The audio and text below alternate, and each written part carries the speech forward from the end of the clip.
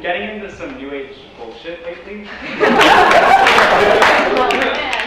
I'm sorry, Mom, but it's been a while since we've been to church, so it's nice to think about these things again. I mean, I've heard the voices on podcasts.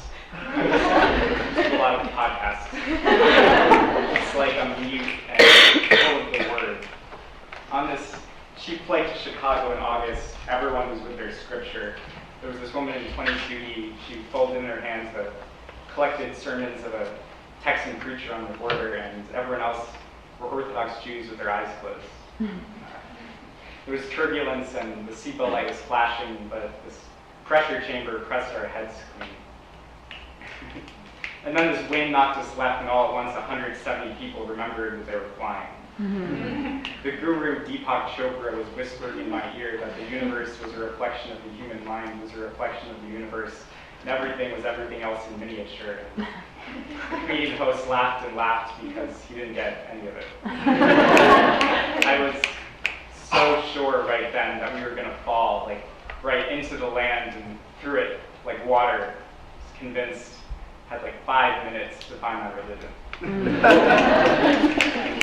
I decided that at my church, the hymnal would just be one song. It would be Mike Pro, the 25-year-old Boy Scout camp lifeguard, the deadhead, my friend, singing Eyes of the World.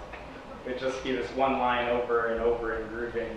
You know, wake up to find out that you are the eyes of the world. And we'd have services on the camp dock when it was convenient for Mike Pro. The doctrine of the dock would be this. If God is really watching us from a distance, he doesn't give a shit about us, because I'm a lifeguard at this waterfront too. I'm sitting on a high chair on this floating wood dock, like 5 feet up, and already everything seems so trivial. Even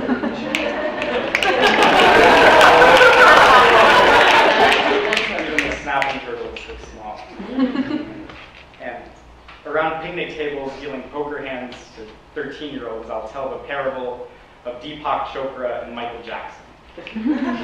I'd say, you guys gotta see this photo. It's so crazy. It's Neverland Ranch, and Michael Jackson is sitting cross-legged on sheets. He's crying, and he can't even look at the camera because he wants to levitate so badly. He wants so badly what Deepak Chopra knows he can't want, because as soon as you become aware, you come down. And Deepak is behind him, and he's floating. His tie's a metronome swinging, and his socks are blurry in the air, and he's falling back to Michael. It's so crazy. You guys have got to see this photo. You got to see these two when you've been thinking for too long that the world isn't ridiculous enough for you to be spinning over it. And spinning over Chicago with 1 minute left, I got there. Decided what my enlightenment looked like. At the waterfront, when your shift on the high chair was done, I had to jump from the floating dock into the water to get to the dock that would take me to the shore. And on that auspicious day, the water was just so cold. I couldn't jump. I didn't want to go. So I stood at the dock edge, and from shore, Mike Crow started to sing the hymn. And at that moment, I became aware that I was floating away. Because these kids had loosened the cords on the floating dock that connected the dock to these car radiators at the bottom of the pond, so I was just floating away on the dock. Sweet little. Mike Crow started to laugh and laugh, and he got miniature, and the pond got big. The water was just so cold. Couldn't want this. I sat at the edge, and I closed my eyes. I hovered my toes over the pond, and then the wind lapped up. When I opened my eyes, I was soaking wet. We always have been. And at my church, the benediction will be this. The seatbelt light will stop flashing, and the pilot will speak into your ears. He'll say, "We're coming down now."